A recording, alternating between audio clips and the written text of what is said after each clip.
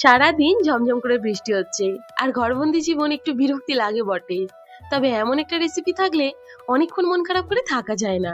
ইলিশ ভাপা অনেকেই অনেক রকম ভাবে বানাও, তবে এই রেসিপিটা একবার ট্রাই করতে পারো, ভীষণ ভালো খেতে হয়। পরিষ্কার ইলিশ মাছ একটু লবণ আর হলুদ মাখিয়ে রেখেছি। মিক্সির বাটিতে কালো সর্ষে, হলুদ সর্ষে, সাদা তিল, পোস্ত সবটাই সম পরিমাণে দিয়েছি। আর কয়েকটা কাজু, এটা দিলে সর্ষের তিতকুটের স্বাদটা একদম আসবে না। আর কয়েকটা কাঁচা লঙ্কা, একটু সর্ষের তেল আর জল দিয়ে বেটে নেব।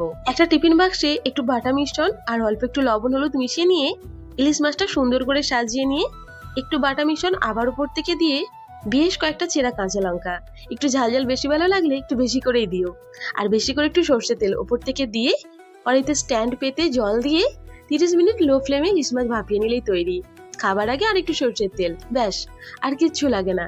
গরম ভাতে আর কিছু লাগবে বলে মনেও হয় না, ভীষণ ভালো খেতে হয়। অবশ্যই একদিন বানিয়ে দেখো, আর ছোট্ট করে একটা কমেন্টে জানিও তোমাদের কেমন লাগলো। আর ভালো লাগলে পাশে থাকার জন্য অবশ্যই চ্যানেলটা সাবস্ক্রাইব করে দিও।